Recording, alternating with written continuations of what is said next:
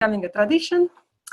So people who have attended my talk last year may remember that I spoke about the symmetries of JT-bar deformed CFTs, which was work done in collaboration with Ruben Monten in a paper that appeared last year.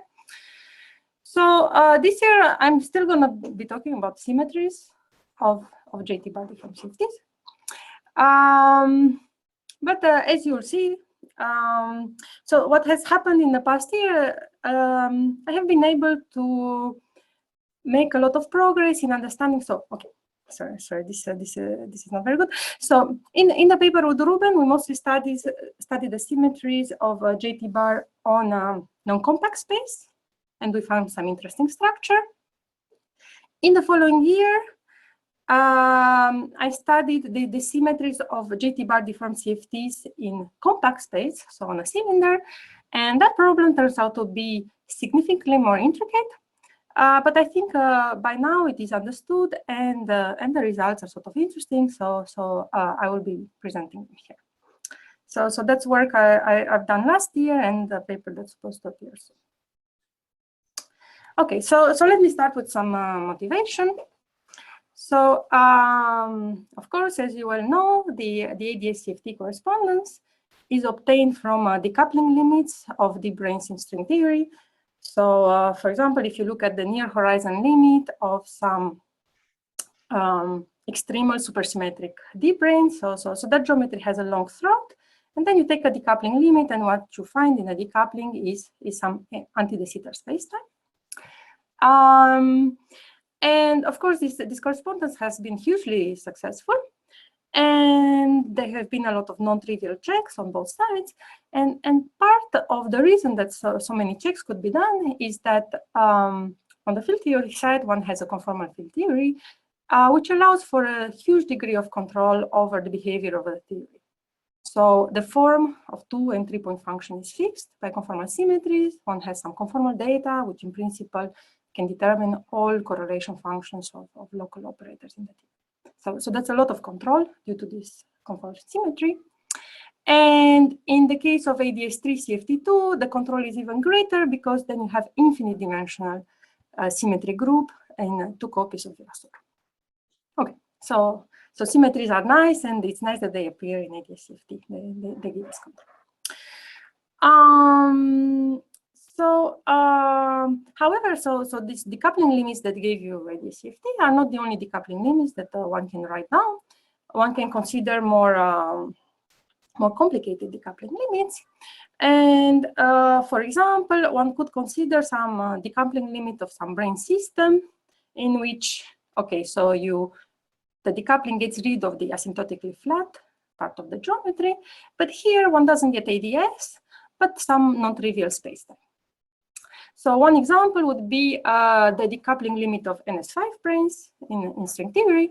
So what one gets is flat space with a linear dilaton that's supposed to be described by this non-gravitational theory called little string theory. And okay, so that's over here. And if one goes, so there's also a throat where if you just have pure NS5 branes, the dilaton blows up, but you can cure that by just adding some F1 branes, and then the geometry becomes ADS3. So what you end up at the end of the day is some geometry that interpolates between ADS3 in the infrared and flat with a linear dilaton in the UV. This is not the only kind of decoupling limit I could consider. So the particular example that's on this slide comes from decoupling limits of some extremal non-supersymmetric black holes in string theory, where in the decoupling you get some non-trivial geometry in the UV, which is called warped ADS3. This is some non-normalizable deformation of ADS3. So you get interpolations between ADS3 and some non-trivial UV geometry, and the interpolation is done by some non-normalizable perturbation of ADS3. I'm taking 3 dimensions for definiteness. This can be said also in different number of dimensions. Okay, so if one just very naively tries to do holography, so interpret holographically what what this type of geometry corresponds to. Well, one says, okay, I have ADS3 here, so that should be dual to some CFT2. Then I'm adding some non-normalizable perturbation to it, so that should be some irrelevant deformation by a single trace operator. And then here I'm having a decoupling limit, which means that I can get rid of the closed string modes. So it really sounds that whatever theory that I get by this irrelevant deformation is UV complete. So now, if you want a UV complete theory, and it's an irrelevant deformation of something, then most likely this theory is going to be non-local. So usually if I add some irrelevant deformation to CFT, well, usually that doesn't make sense above some cutoff. But if I'm requiring the theory to make sense above the cutoff, then it has to be sort of non-local at the scale set by the irrelevant deformation.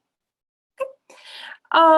Of course, in practice, we don't know how to specifying the irrelevant deformation that corresponds to a given string background is incredibly hard. And there have been other recent attempts by in 4 dimensions by Rastelli and collaborators, and it's just really hard. So this is not something, but something terribly concrete from a field theoretical point of view, but this is the rough picture. We should have such theories. Now, for the example that I gave here with warped ADS, one has additional structure. So one has some SL2 symmetry that survives all the way from the IR to the UV.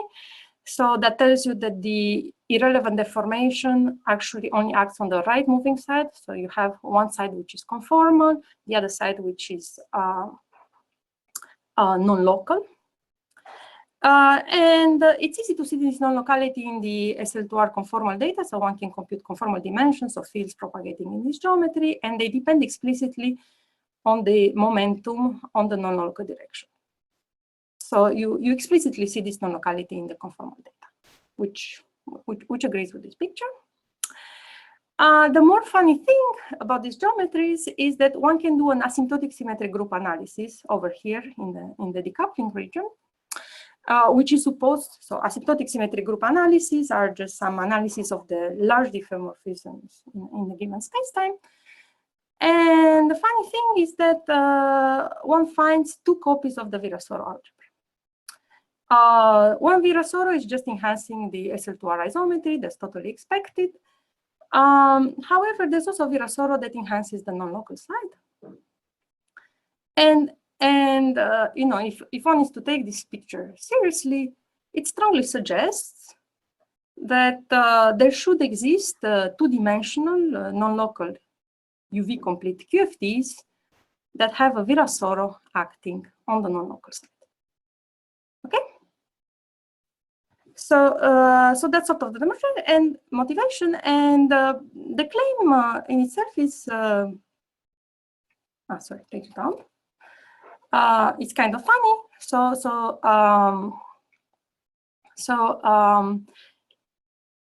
In this talk, okay, so let me first define what the non-local CFT is. So non-local CFT is precisely what I just talked about. It's a complete UV complete 2-dimensional non-local quantum field theory, which has Virasoro times Virasoro symmetry. In particular, actually, this case that I just talked about here with the extra SL2R structure, one could call it a dipole CFT, which is reminiscent of dipole deform n equal to 4, which also has a very similar structure. Anyways, so with this definition of non-local CFTs, the question that I would like to ask in this talk is, do such non-local CFTs exist? And the reason that the question makes sense is that, of course, this is just a gravity picture.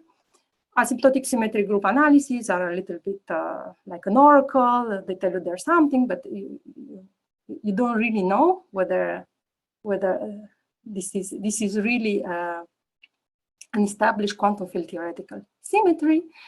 In other words, we are very used to gravity giving us misleading answers, most famously the information paradox. But you know, in order to check this picture, I think it's sort of interesting and important to check whether there are any proper quantum field theories that have these properties.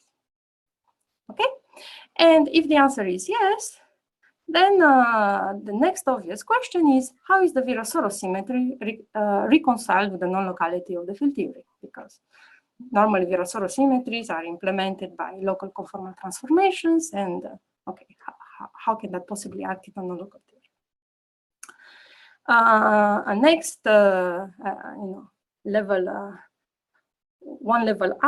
one more level up question is to fully understand the consequences of this non-local Virasoro on observables.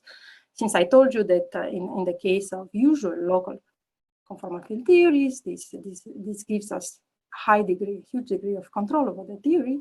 So if these symmetries exist, then it would be very interesting to understand their consequences.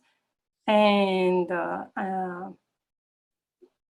it's interesting from a purely theoretical perspective of understanding what possible behavior we have in quantum field theory, but also it's interesting from a more practical point of view, because as I said, these theories would be arising, would be describing the near horizon dynamics of black holes.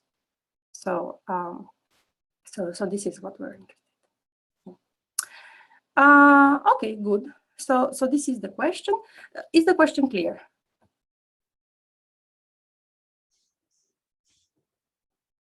Okay, I'll assume the answer is yes. Okay, so the claim of this talk is that JT-bar deformed CFTs provide a concrete example of a non-local CFT in the sense that I described earlier. Actually, there are dipole CFTs, but let me just call them non-local CFTs. And to see how they click the boxes, so first we need to have the theory. So the theory has to be well defined, and thanks to the beautiful construction by Smirnov and Zamolodchikov, these theories appear to be well defined. Okay, so once we have the theory, we can study its symmetries. We can do that classically and quantum mechanically. So the classical level, we have an infinite number of symmetries. And as I'll explain, the structure is a little bit complicated, but basically the upshot is that there exists a basis in which the symmetries are just two commuting copies of the Witt-Kac-Moody algebra. Okay, just a quick technical point. So we will be working throughout in the Hamiltonian formalism. Usually one calls a symmetry some function of phase space that commutes with the Hamiltonian. However, given that we're dealing with space-time symmetries, we have to be careful that the correct equation that they have to satisfy is this one. And then, so on shell, this combination is nothing but the time derivative of the charge, which is conserved on shell as you expect of symmetry. Okay, so this is what we'll be checking classically. Quantum mechanically, there's an analogous equation. You just have to replace Poisson brackets by commutators and the Witt algebra by the Virasoro. So all of this is good. I should mention that that the symmetries have a peculiarity in that we are normally used that in the case of space-time symmetry. So for example, if you take boosts, you're used that the commutator or even if you take the conformal group in 2 dimensions, you're used that the commutator of the conserved charges with the Hamiltonian should be a linear combination of the generators of the group. So for example, for 2D CFTs, the Hamiltonian is just L0, and L0 with Lm is proportional to Lm minus MLm. The funny thing about the symmetries I will be talking about is that the commutator with the Hamiltonian is a function, so it's an operator valued function of the Hamiltonian itself times Lm. This is just a feature. So this doesn't prevent us from being able to construct conserved charges, because the conservation equation is the quantum analog of this guy. So we can just adjust the time dependence to make the charges conserved. But this is a feature. And this feature basically comes about from the fact, so if you're asking, how am I going to end up reconciling the Virasoro with the non-locality of the theory, it basically comes about because the L0 of the Virasoro is not the Hamiltonian, but it's a nonlinear function of the Hamiltonian, which is something that comes out naturally in JT bar. And from that, all of this follows. Okay, so this is basically the a simplified technical punchline of the talk.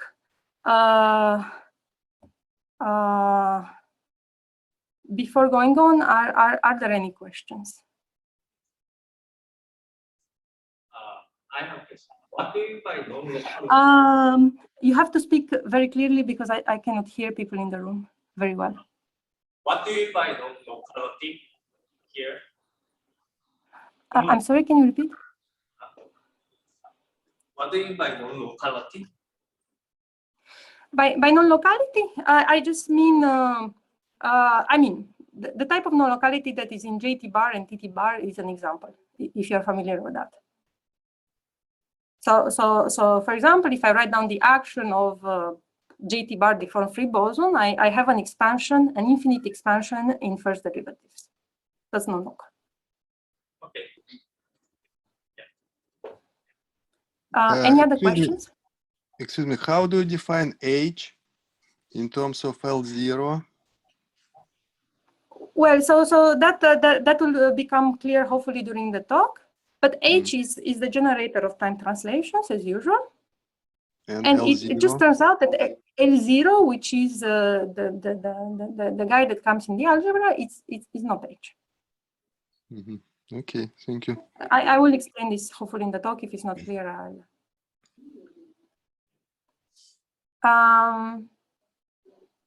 any other question? Okay. If not, so here is the plan of the talk. So I'll start with a brief review of the JT bar deformation. Then I'll talk about classical symmetries and their algebra. So this will take a bit of time because there's quite a bit of structure. These symmetries are a little bit funny because they're field dependent and kind of non-local. I mean the unusual ones. And it turns out there are two different ways of presenting them, and I will also have to introduce some structures that will be useful in the quantum mechanical discussion.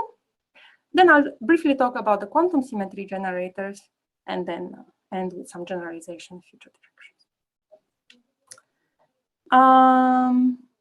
Okay, so without further ado, so this is a brief review of JT bar deformed CFTs. So the JT bar deformation is an irrelevant deformation of two-dimensional CFT. You can do it to QFT, but I'll just do it to CFT. By some operator that's constructed as an antisymmetric bilinear combination of the components of a U1 current, which are called J, and the components of the anti-holomorphic stress tensor. So this is basically the generator of translations in the Z bar direction, which I'll also be calling V during the talk. So this is the operator, and it has been defined via point splitting, and has been nicely discussed in the paper by Smirnov and Zamolodchikov.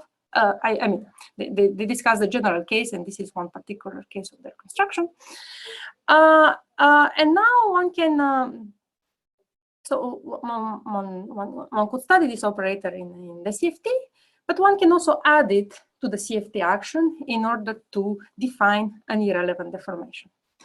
And the way that Smirnov and Zamolodchikov proposed to add this type of deformation is, so you start with the original CFT, you add JT bar. In the deformed theory, you recompute what J and what T bar are. They will generally be lambda dependent, and you deform by that, and so on. And what's sort of amazing about this type of deformation is that it doesn't generate. So normally, if I add an irrelevant deformation to the action, after a few orders in perturbation theory, all hell breaks loose, and I completely lose control because there are counter terms proliferating all over the place. This is not what happens with this Smirnov-Zamolodchikov type of deformations. It is sufficient to just turn on this guy. So this flow is well defined, and another thing that's nice that appears to happen in this theory is that if I take the theory at any given lambda, so lambda is a dimensionful parameter. You can see that from the fact that the dimension of the deforming operator is 1, 2, 1 for J and 2 for T bar. So the coupling has dimensions of length.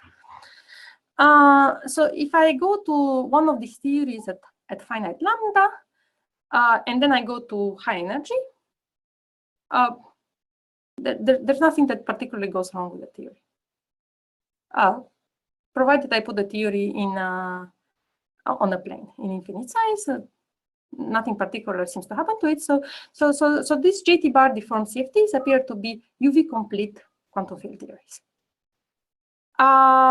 So this seems to be fulfilling the requirements that I had for non-local QFT that I want to study. So they're clearly non-local because the deformation is irrelevant. Yet they appear to be UV complete. Some additional fun facts about JT bar. So as you see from here, the deformation breaks Lorentz invariance. But it breaks it in a nice way, in the sense that I had my original conformal group of the CFT, which was SL2 times SL2, the global conformal group. Because the deformation is exactly marginal on the left, it preserves the left moving SL2, and it breaks the right moving SL2 down to U1. And this side is is both local and conformal, whereas this side is non-local. This is where the irrelevant deformation acts. Okay, so that's a feature of it, and this feature is actually responsible for making certain calculations in JT bar deformed CFTs significantly simpler than their TT bar counterparts. TT bar is fully non-local, whereas this guy is half local, and that's a big simplification, despite the fact that, for example, we don't have Lorentz invariance. Okay, so as originally showed by Smirnov and Zamolodchikov and then other people for JT bar, this deformation is highly tractable. You can compute a lot of concrete things with it. For example, you can compute the exact finite size spectrum of the theory. So you put JT bar on a cylinder, and then it turns out that the energy levels that you originally had just get smoothly deformed as a function of the coupling. Moreover, the spectrum is completely universal. When you don't do CFTs, you can also compute the deformation of the S matrix. It's universal. It basically tells you that the theory is UV complete. You can also compute correlation functions. This whole thing preserves integrability, so it's a really, really nice deformation, and is well defined and concrete, which is hugely non-trivial. Okay, so that's the brief review of JT bar. Now, I'm sorry. What happened? Yeah, somehow I lost my. I'm sorry if I do. Yeah, I think it's better. Okay, so that's the general quantum definition of the theory, if you wish. One can also study classical JT bar deformed CFTs, which is very easy. You have a lot of exact formulae. And as it turns out, it is best to study these theories in the Hamiltonian formalism. So if you consider just some classical two-dimensional field theory, I'm taking the coordinates to be sigma and t, space and time, or the null coordinates union V, with some Hamiltonian that depends on the fields and their conjugate momenta. Okay, I have to assume that this theory has some U1 current in order to be able to do deformation. So for concreteness, I'll model this current as a topological current. So its time component is phi prime, the spatial derivative of phi, and its sigma component is this. Okay, so classical, I can just define the JT bar deformation via the following flow equation for the Hamiltonian of the deform theory, sorry, for the Hamiltonian density of the deform theory, which takes this form. This can be shown to be equivalent to the Lagrangian description that I gave on the previous slide. And it's sort of very nice. I guess it wasn't originally realized that it is this simple, but one can actually solve this equation and get an exact expression for the deformed Hamiltonian in terms of the undeformed one. So if I call H left and H right the Hamiltonian density plus or minus the momentum density in this field theory, and J plus minus this linear combination of phi prime and the conjugate momentum to phi, then the exact formula for the deformed Hamiltonian, right-moving Hamiltonian is this one. So you see it depends on lambda, and here is the original Hamiltonian, and that's it. Since, okay, I should apologize that I pretty much didn't put any references in, in this talk for lack of space, but I should say that there's a very nice paper by Georgiadze and Tyson who did this analysis for TT bar. So we basically just reproduced it for GT bar. And I think very similar ideas were in a paper by Frolov. Okay, good. So we have the exact deformed classical Hamiltonian. And basically with this we can compute. So given that it's just some universal function of the undeformed Hamiltonian and the currents, we can just compute any Poisson brackets that we want in the deformed theory because they are determined by the Poisson brackets of the currents in the undeformed CFT, and those are universal. So the point is, yeah, we can compute all these things. We're going to get some sort of a ugly-ish formula of this sort, but we can just compute everything explicitly, and the result does not depend at all on the details of the CFT. It only depends on universal quantities like the total Hamiltonian density. Okay, an example of some commutator we can compute the commutator of the total Hamiltonian with the Hamiltonian left and right Hamiltonian currents, and you get something like this. This equation is simply the holomorphicity of the left-moving Hamiltonian. So of course this is d by dt. So on shell you find that H left is a holomorphic function of sigma plus t. However, for the right movers, which is the non-local side, you find something more complicated. Okay, good. So now we're in good shape to discuss symmetries, classical symmetries of the system. And in the Hamiltonian formulation, so in order to have a symmetry, so I'm giving you some function on phase space, which may explicitly depend on time, and the condition for a symmetry is this one. Okay, so let us start with the left movers, which is the local side, which is sort of easy. So if I compute the commutator of the Hamiltonian with this thing from the previous formula, I find this sigma H left, and then because, sorry, I should say what these guys are. So I write down some functions which should represent the infinite left-moving conformal symmetry. So I have an arbitrary function of sigma plus time times the left-moving Hamiltonian, and similarly for the affine one, arbitrary function of sigma plus time times some appropriate current. And when I try to apply this equation, I find that these sets of charges are conserved for any f and eta. So I find an infinite number of symmetries, which are nothing but the left, local, conformal, and affine one transformations. And you can check this by just you know, computing the Poisson bracket of the symmetry generators with, say, the field phi, and see that it transforms exactly as it would under a conformal transformation like this. One can also compute the Poisson brackets of the symmetry generators, and one finds the Witt-Kac-Moody algebra, as you expect, because you had SL2R times U1 on the left-moving side as global symmetries. This is a definition. I'm going to call the zero mode of P. So when this eta is just the identity, I'm going to call it QK.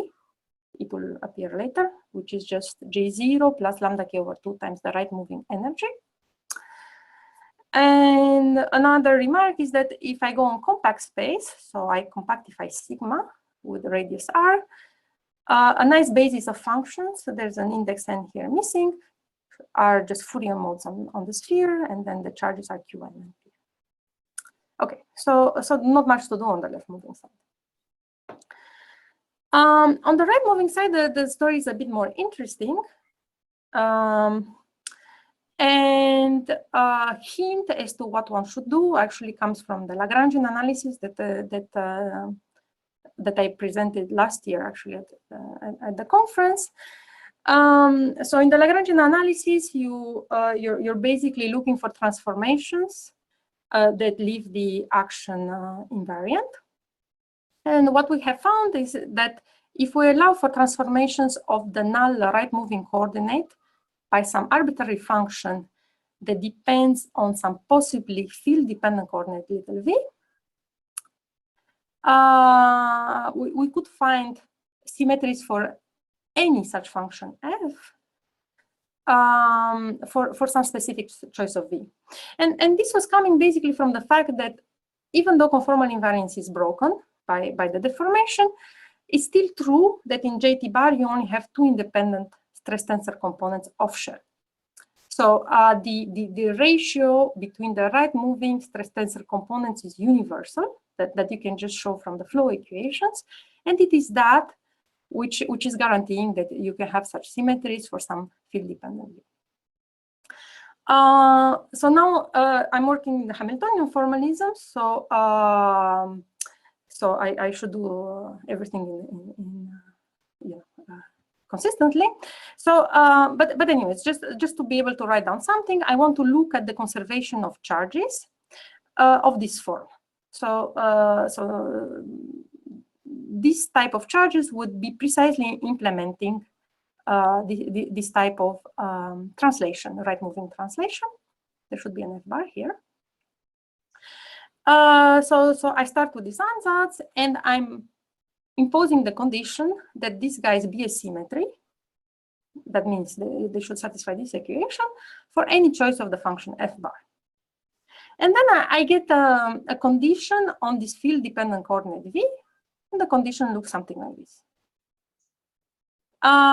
So it should be clear where this comes from. It basically comes from the particular Poisson bracket that the right-moving Hamiltonian current has with the full Hamiltonian. Okay, so this is just the condition. And to simplify things, one can note, so this is just an identity in JT bar, that this ratio can also be written in terms of the commutator of H with phi and this phi. Okay, so now I'm trying to solve this condition. And from this rewriting, it is pretty clear that a solution, simple solution, is to take this field-dependent coordinate to be sigma minus t, which was the original v, minus lambda times the scalar field. Okay, so this is done off shell. These are proper symmetries of the system, and we're finding an infinite number of them, and they correspond to some field-dependent generalization of local right-moving conformal symmetries. And also we're finding some generalization of affine U1 transformations, because actually we can write down some other charges which take this form, and they are conserved in the same sense for a little v that satisfies the same equation as here. Okay, so I'll call this the right moving U1 charges, and their zero mode is denoted as Q bar Q. Okay, so this is basically a Hamiltonian translation of what Ruben and I did last year. And this analysis is fine in non-compact space. However, if you try to go to compact space, you're going to start to find some problems. Okay, so we're putting the theory on compact space, we're compactifying sigma. One may complain that the theory is not very well defined because just like a negative mu T bar, it ends up having an infinite number of imaginary energy states, so that's not very nice. I think it's understood why that happens. It's because GT bar different 50s contain superluminal modes. So if you put them in finite size, they will create closed time-like curves, and that's not good. So it's not consistent to actually put the theory on the cylinder. Non-perturbatively in lambda is not consistent to put it on the cylinder. However, we really like observables on the cylinder, such as the spectrum. So we're going to do it nevertheless. And if the expressions go crazy, we're just going to expand them perturbatively in lambda to any desired order and take that to be our prediction. Okay, so it's in this sense that the GT bar deformed CFT on the cylinder is supposed to make sense, and this is what I'm going to use throughout the rest of the talk. Okay, good. So now what happens to my right moving charges if I put the theory on the cylinder? So first of all, I have to be careful that my function f should be periodic. So it was depending on this little v, which is sigma minus t minus lambda phi. So now I have to divide this field-dependent coordinate by the field-dependent radius it corresponds to it, which is just radius of the cylinder minus lambda times the winding of the field phi around the cylinder. Okay, fine. So I get some factors of this RV in the algebra, not a big deal. But then when you look more carefully, you notice that there are some sort of big problems with these charges, which is the fact that they're commutators with the global U1 charge, J0. So I mean the Poisson bracket takes this form. And what is and similarly, you have this Poisson bracket with the total momentum. And what these relations imply is that if I'm trying to semi-classically quantize the theory, and I'm promoting this Q bar to some, say, L bar minus N, and I'm acting with it on a state of definite J0, I'm going to be changing the J0 by an amount lambda over RV. And that's bad because J0 is supposed to be quantized. Similarly, for the momentum, I do the same thing. I'm finding that the momentum, instead of being quantized in units of 1 over the radius of the circle, is quantized in units of this field-dependent radius, which is not correct. Okay, so these charges that I've just derived for you, at semi-classical level, they do not appear to be in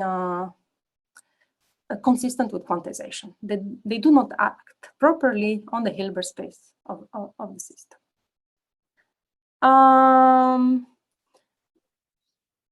In a certain sense, this was to be expected because, as you probably well know, JT bar, TT bar, all these things, the deformation itself is just some sort of total derivative.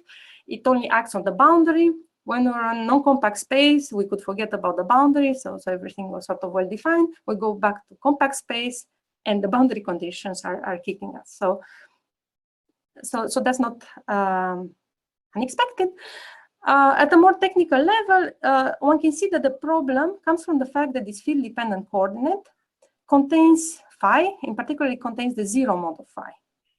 So when you're looking at this commutator, the 0 mode of phi has a non-zero commutator with the U1 charge, and this is what's producing this answer that's leading to the inconsistency. Okay, so that's what happens. Of course, an interesting question is whether this problem can be fixed, because otherwise the symmetries simply don't act on the theory, so we're done. And I'm claiming that the answer is yes.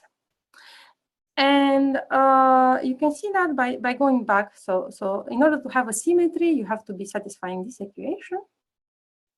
This is the simplest solution to it. But you notice that if you change V by a constant, it's still a solution because, because it doesn't change the left-hand side. And it is in fact possible to write down an explicit improvement of this field-dependent coordinate that it just shifts it by what is roughly a constant in the Hamiltonian formalism. So the specific proposal is this one: you shift V by this quantity. And I should explain what this is. So this phi 0 tilde is basically the zero mode of phi minus some integral of some quadratic thing. And the whole combination is singled out by the fact it actually corresponds to the spectral flow generator in the full nonlinear JT bar differome CFT. So what do I mean by that?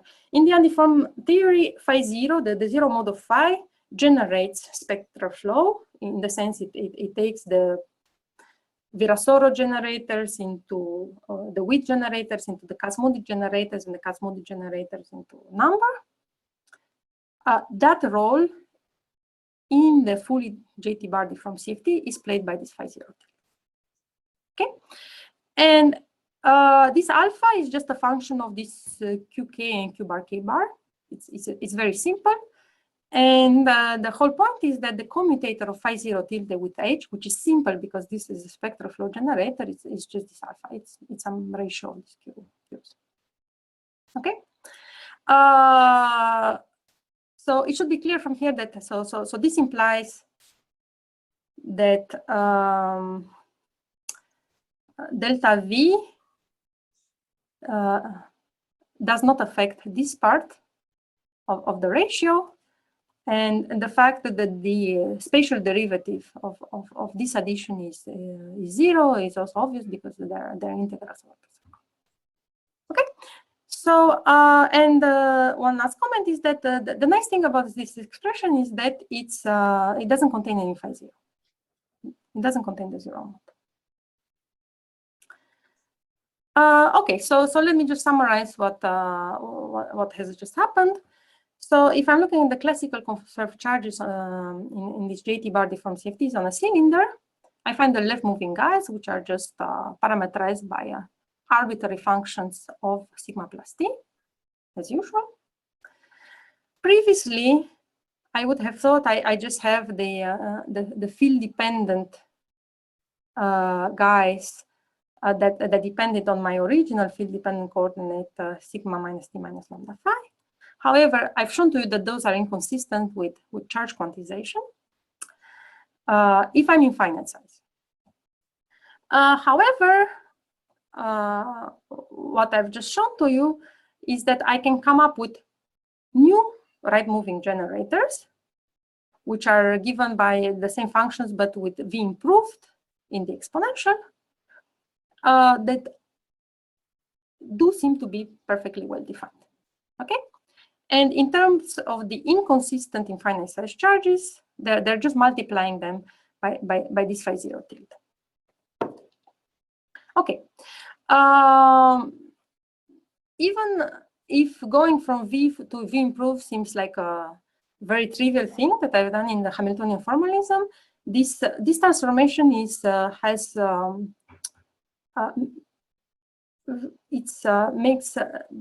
new transformation is way more non-local than the previous one. So previously, I just had some field-dependent coordinate transformation, and I guess this is what people would call the dynamical coordinate transformations, and you know all the symmetries appear to get transformed to each other. The new charges, because this V improved, actually, because of this term, it doesn't commute with, say, phi. It generates a new fully non-local term. So these symmetries are very, very complicated to say in the Lagrangian formalism. They're not just field-dependent coordinate transformations. There's something much more complicated. Okay. Okay, so that's one point. Now, so as I said, before these right-moving consistent charges were satisfying with Kazhmoudi, but now I see that the consistent charges, which are these bold characters, I don't know what to call them, they have this additional factor, and this additional factor doesn't commute with the rest. So this severely affects the algebra of the charges. And the algebra that you get is, well, on the left moving side, you just get with Kazhmoudi as before. And on the right moving side, you get some ugly nonlinear modification of with Kazhmoudi. You can exactly compute what it is, but it's a non-trivial modification of the algebra. And the left and right guys don't commute.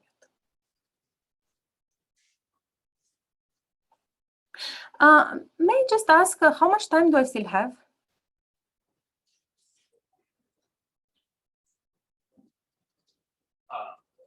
Hello? I can't hear you. Yes, about 30 minutes. Can you hear us? How much? 12. 12 minutes. 10? Yes. 12. Okay. maybe just write it in the chat. I cannot hear. Anyways, 12 minutes, Okay. I think. 12. Okay, so I should maybe speed up. Okay, so these are the original charges that we had. They satisfy kind of an ugly algebra, but it's in fact possible to package the generators of this algebra in these particular combinations. The combinations look a lot like spectral flow by lambda times the right moving energy. And then when you compute the algebra of these tilde generators, you just find two commuting copies of Witt-Katz-Moody. Okay, this is just a fact.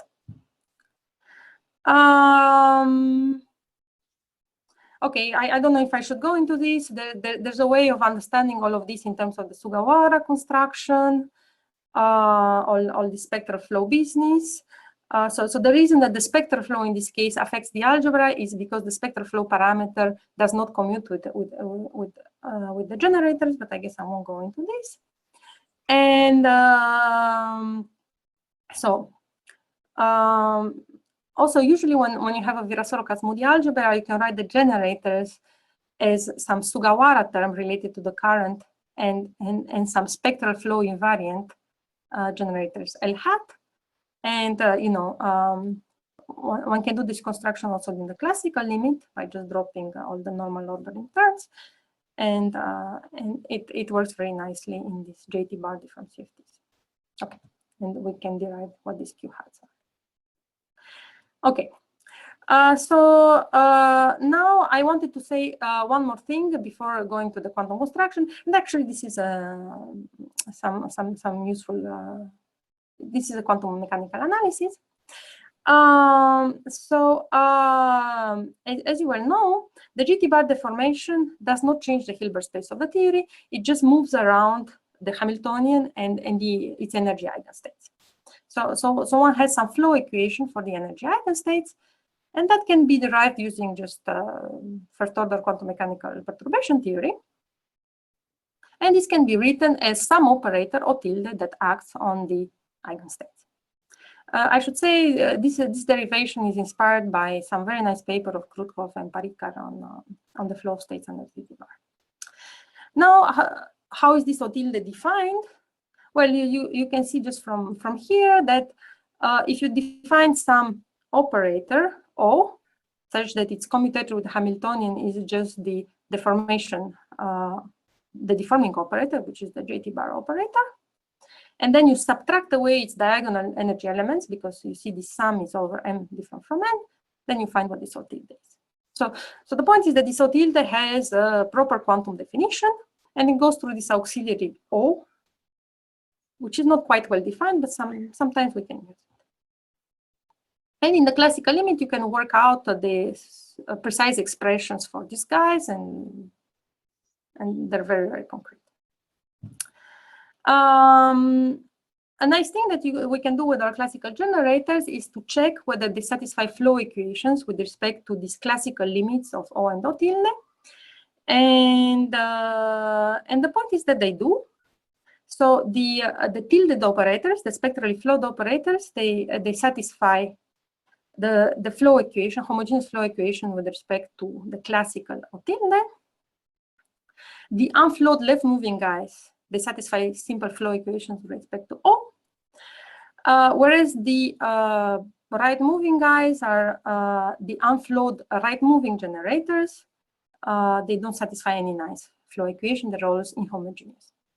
And this makes sense from the point of view of the algebra. We've seen that these tilde generators satisfy Witt-Katz-Moody. So it means that the algebra doesn't depend on lambda. This is precisely what you get from homogeneous flow equation. Whereas the fact that the algebra of the float operator depends severely on lambda is related precisely to this in homogeneous terms. So that we can understand. Okay, so given this, I think I have enough information to talk about the quantum story. Okay, so I have the classical symmetry generator. So if I want to go to quantum mechanics, well, I just take, very naively, I just take my classical expressions. Here, H left, H right, as I showed before, they have some well-defined formula in terms of the undeformed generators, the one in the square root. So in principle, I can just expand it to any order in lambda. Of course, I have products of operators, so I need to do some normal ordering, and maybe there's some quantum corrections, and whatever I need to do to make these operators well-defined is denoted by this ordering prescription with two circles. This I have to determine. So one can try to work perturbatively in lambda and see what happens. And what one says is that, first of all, specifying the ordering is really not trivial. For example, if you look at Ln at order lambda squared, this is when you first start having ordering ambiguities in the generators. Then you say, okay, let me just try creation, annihilation, number ordering. You just get complete nonsense. You get infinities all over the algebra and so on. So you cannot just hope that you'll try some ordering and then maybe try to fix it a little bit. This is a complicated procedure. Second of all, the algebra that you get doesn't seem fixed. So for example, if you look at the kns, so up to order lambda squared, there's actually no ordering ambiguity in the Kaz-Moody generators. But you just compute the algebra of the guys that you get from here. You find the term that you like, the Kaz-Moody central term, but you have some additional term that you don't like. So you might say, okay, one can of course absorb this term into a redefinition at order lambda squared of k, but who tells you should do that? There doesn't seem to be any natural reason for you to fix the algebra to some particular thing. Okay, so so this is what happens to sort of the naive way of approaching the problem. There's a more smart way of approaching the problem, which involves looking at the flow of the states. So I just explained to you that the states in the energy eigenstates in JT bar, they satisfy a flow equation like this, but this all tilde is well defined quantum mechanically, and in principle, we just know what it is, provided we know exactly the JT bar deforming operator. So this is a well defined operator in principle. And now we have the flow of the states. We can simply define some generators, some operators that satisfy this flow equation. So we're simply conjugating. That satisfy this flow equation, and moreover, at lambda equal to 0, they coincide with the Virasoro generators of the undeformed CFT. This we can do. It's formal, but we can do it. And moreover, by construction, these L tildes, they satisfy 2 copies of Virasoro Kaz-Moody by construction. They actually satisfy it independently of what O tilde is, as long as O tilde satisfies the Jacobi identity. And they have also some interesting properties. One can show from the flow equations that they have an identical spectrum to that of the undeformed CFT. One should be careful that they're not the same as the undeformed generators because they have different eigenstates, but they have identical spectrum. And actually, the full deformed spectrum can be organized into highest weight representations of this tilde Virasoro. So I should say that this construction has already appeared in a paper by Le Floch and Mézet. And if one tries to apply it to our problems of defining the quantum symmetry generators, given that we know O tilde, we can just construct the generators and give concrete prescriptions for the ordering and concrete prescriptions for what quantum corrections should be added.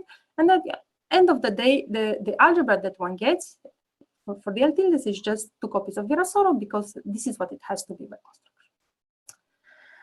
construction. Okay, so at this point you might be worried that this construction is very formal because I mean I just have some states flowing and then I'm just conjugated by the flow operator the generators. They satisfy a Virasoro algebra, but that doesn't mean that they are symmetries of the theory. It's just some formal construction so far. In particular, if I have some massive integrable deformation such that some flow equation like this is satisfied, I would conclude that I have a Virasoro algebra also in that theory, which sounds a bit crazy. The reason I would claim that this is not crazy is that we've done all this classical analysis of the theory, in which I've told you, so I've constructed these Q tildes, I've constructed them for you super explicitly, and I've shown that they satisfy the classical flow equation with respect to O tilde, the classical limit of O tilde. So it really sounds like these L tildes that I've just introduced are just the quantum counterparts of this O tilde, which are super explicit in my classical construction, and therefore, since the O tildes were conserved, I've proven to you that they're conserved. Maybe these L tildes are also conserved and they actually correspond to symmetries. Before proving that, let me just say a word about the unflowed symmetry generators. So the Ls. So as you may remember from the classical analysis, they were given by roughly spectrally flowing the L tilde with respect to lambda times the right moving Hamiltonian. So now we're in quantum mechanics. So I can just define them like this: spectral flow by the right moving Hamiltonian, and similarly for the right movers. In the case of the right movers, it happens that the right moving Hamiltonian doesn't commute with the right moving current. So I get some ordering ambiguity that I'm parameterizing by this some number Cm. And problem is, I mean, an unsatisfactory feature is that that doesn't seem to be a very natural way to fix this ordering ambiguity. I mean, instead of doing this, I could also construct these LMs via the Sugawara construction that I didn't really have time to talk about. And turns out that different ordering prescriptions in the Sugawara will give a different answer for this Cm. Again, it doesn't seem to be very naturally fixed. Maybe one thing you might want of your generators is that they satisfy this hermiticity condition, which is usually in CFTs, and then you get this particular value. But otherwise, well, it's not fixed. And then, given these definitions, and given the fact that the L tilde satisfy Virasoro-Kac-Moody, one can just compute the algebra of the Ls and the L bars at full quantum level. And one finds something, some complicated nonlinear deformation of Virasoro-Kac-Moody algebra that's even more complicated than the classical algebra that I presented, because there are actually infinite number of corrections in H bar to the structure constants. So it's a bit complicated. And moreover, the algebra itself depends on these Cms. The dependence of Cm is order H bar squared, so you cannot see it in the classical analysis, but they are there. Okay, so given these properties, I would say that maybe at least from the point of view of this construction, so this is a construction that I just took the classical relation between the two sets of generators and made it into a quantum relation. The unflowed generators are actually not so natural, and the natural ones are the flowed ones, the L tildes. Okay, I'm almost done. So one important point, as I said, is conservation. So the L tilde satisfy Virasoro, but are they symmetries? Are they conserved? To look into this, you need to compute the commutator with Hamiltonian. And the point is that just from these definitions, you see that the relationship between L0 tilde and L0 tilde bar and the Hamiltonian is this nonlinear relation here.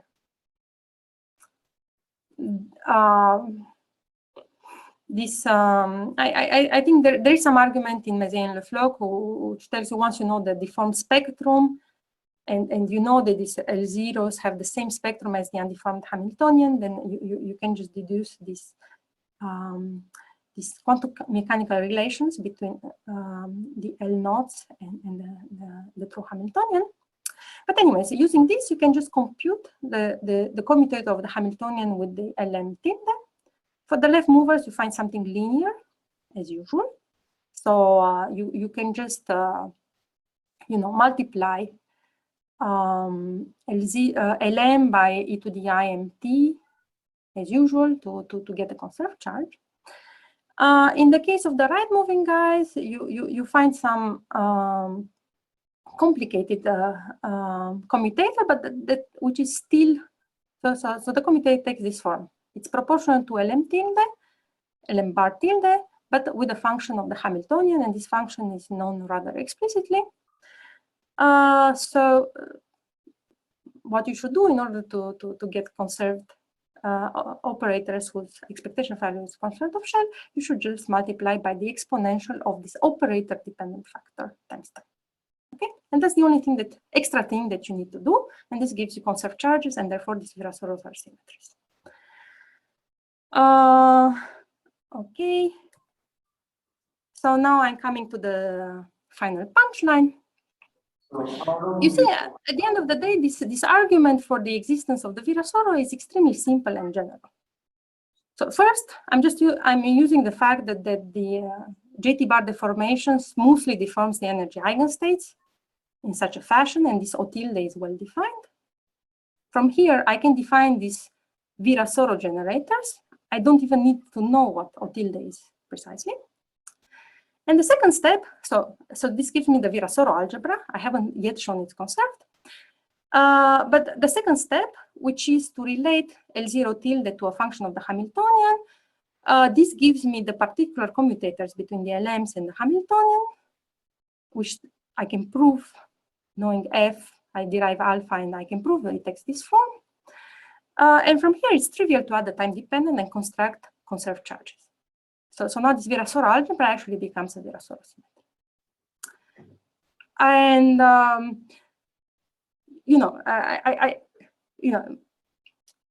I should say that this argument is very powerful and very general, and actually my entire talk would have just been this slide. This is the argument, and I don't need any details of the theory in order to make this argument, except for this, of course. And if it sounds too general, remember that this is backed up by some very ugly classical calculation, which I tried to flash in front of you. Another nice thing about this argument is like it's super general. It doesn't just apply to JT bar. It applies to any deformation that's integrable. So I have a flow of states. If I get the states of the system smoothly deformed, and I know this function, then I automatically get a Virasoro symmetry. So this argument automatically applies to TT bar, and actually to any other deformation that satisfies these two conditions. So this basically brings me to the future directions. And one interesting future direction is to try to understand what's the most general form of this function alpha, such that we can actually construct conserved charges from these LMs. Yes? Yes. So how long, how more? This is my last slide. This last, okay. Yeah. It's future directions.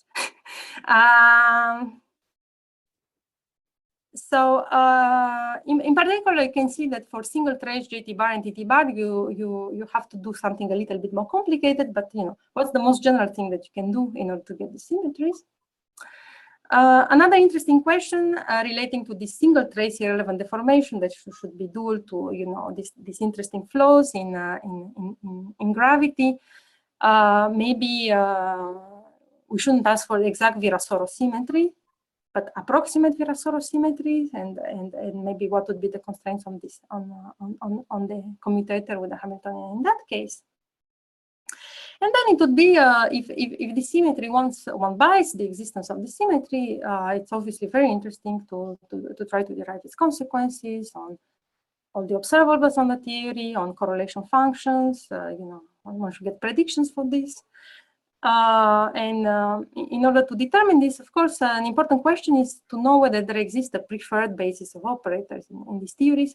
So we understand well the behavior of the states on the cylinder, but is there some state operator correspondence that would also single out some operators? That's something to be explored. Okay, so with that, thank you. I'll end here.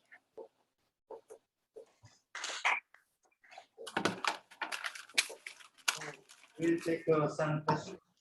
Just a second, I'll try this because I really can't hear. Headset. Hello? Oops. Hello?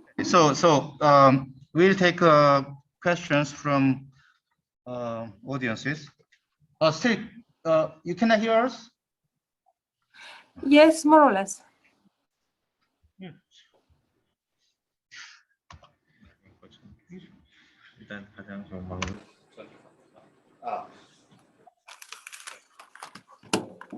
Can you hear? Can you hear? Yeah. Yes. Okay, so any questions? Any questions? Okay. Yeah. So why don't you come out in front? Sorry, So we have a serious mic problem. Okay, so why Sorry, don't you so- speak here? So as an example, so can you consider the JT bar deformation of minimal models such as Ising shifting? Rob. Can you hear? Speak loudly. Sorry, so as an example, so can you consider the JT bar deformation of minimal models such as Ising shifting? Seems she doesn't hear. Yeah, but no, the GT bar deformation is universal. It's just like TT bar. You can apply it to any theory that you want. I mean, of course, in those cases where you know the specific details of the seed CFT, you'll also get specific details of. But I think the universal structure will be similar to the general case, because what one is using is just information of the about the symmetries of the theory. Yeah. So of course the representation theory will be a lot more complicated because you're starting with a minimal model. For example, can you analyze 4-point functions of deformed Ising, or is it difficult to So the problem is, I think the problem is how do you set up the problem? I mean, you can take your original operators and compute their deformed correlation functions if you wish. I'm not sure whether this object will have a nice analytic structure. I mean, as you probably know, Kartik has written down flow equations for operators, and he found some not very explicit expressions but in principle those can be computed, but it's not clear to me that has a nice structure. What I'm trying to suggest is that it might be worth finding sort of the natural basis of operators that is associated to this JT bar, which may have nothing to do with the original fields of your theory. It might be that you need to consider some non-local something. I don't know. I really don't know what the answer to the correlation function is. And maybe in that basis, you're going to find something nice or nicer than just arbitrarily picking your original fields. Thank you. I'm not sure that answers the question. So I have one more question. And so you studied this algebra and so on. And is there a way to think your result from the string theory? Like so many people like Alessandro or Prolov studied this TT bar deformation from the string theory. So you're talking about the single trace? Yes, for example, yeah. So how can you? Right. So what I talked about wouldn't immediately, because I talked about the double trace deformation. Yeah. So in the single trace case, if the conjecture by Kutasov and company is correct, then maybe you can just take my double trace results and then do a symmetric product orbifold of them and get some prediction. And I think in my last slide, I tried to write something as to what it would look like. Sorry, I did. And in principle, you can compare that to a worksheet analysis of the symmetries. I haven't seen Alessandro's talk because it was Sorry, during my night time. sorry, I didn't mean this symmetric orbifolds. I mean the double trace one. But then what's the question? The double trace guy is dual to some mixed boundary conditions on ADS, and I don't know. To my knowledge, we don't know how to treat that in string theory. The problem being that these double trace deformations would look incredibly ugly from the string worksheet perspective. That's something that's not known. So the deformations that have a nice worksheet picture are the ones that are single trace in the boundary theory. I think it's a bit discussed at the beginning of the paper by Kutasov and company, why they wanted to switch to a single trace deformation. Maybe I'm not understanding the question. Yeah, I think the question was related to this story where TT bar also appears naturally in the generalized Lycon gauge fixed ADS3 story. So it's related to that story. So I think the question was asking, is there any application of this deformation in that context? But I'm not aware of. So sorry, what's the exact statement in that context? I think if you pick I'm aware of the statements about change of gauge by Dubovsky and company in the case of strings in flat space. I think that was more like. I think there were some attempts by Sfondrini to try to relate TT bar to TST transformations. Yes, exactly. That's the last paper I saw on it. I don't think it had a very clear conclusion. So unless there has been some progress that he reported on recently, I didn't think that was. It would be very interesting to have a connection, but I don't know it, and I don't know if it's ever been made precise. So I have a question. It seems that, as you also commented, that this also works for TT bar deformation, right? It automatically, because the only two conditions I needed is that a flow equation for the states with a well-defined operator. That's important. So for that, I need the theory to be well-defined and all of that. It happens for TT bar. Actually, TT bar is even better defined than JT bar. And I need some relation between H and L0, which I also know for TT bar. So I can immediately construct conserved charges as long as you allow me to have operator-dependent time dependence in them, because this is what I need in order to make them conserved. So the only thing that's missing for TT bar really is the classical analysis that would be backing this up. Okay, that's but why quantum mechanically it works. We just don't know what classically those charges would be. Yeah, actually, I want to make one comment about your equation for defining this L tilde by the commutator of O and L tilde. So I think this was first constructed in the spin plane deformation by Nicholas Beizer. It was known long time ago, and that was used to deform integrable spin planes and get new integrable spin planes precisely using. I'm not aware of. I'm not an integrability person, so. But would he have argued that these are symmetries or just some tools? Yeah, to it generate? said explicitly this is algebra preserving deformation. It would change your generators and lambda will enter. You will have very complicated generators, but nevertheless, the algebra is preserved by this deformation. And you can choose basically any O to preserve this algebra, but in order the deform theory has to be nice, there are some selection rules that you have to take certain specific operators. So this is the story in the spin plane, and it's like a complete analog of the story of Yorit and Onker. But it was done like 10 years ago. Yeah. Yeah, I'd be interested. So for me, initially, so when I saw this construction, I thought it was just some formal construction because it just produces an algebra by conjugation that that really doesn't mean it's a symmetry.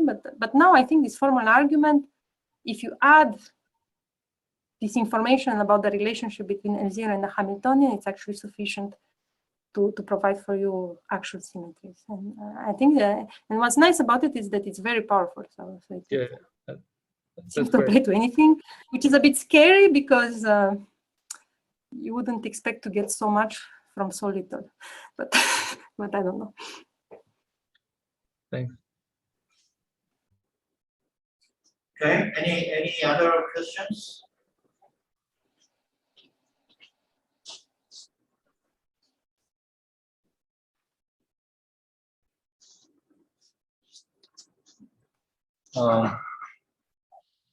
Okay, so if there is no further question, let's thank Monica again. And we'll be back at 8 o'clock. I mean, in about 1 hour and 12 minutes to have a panel session. Okay, thanks.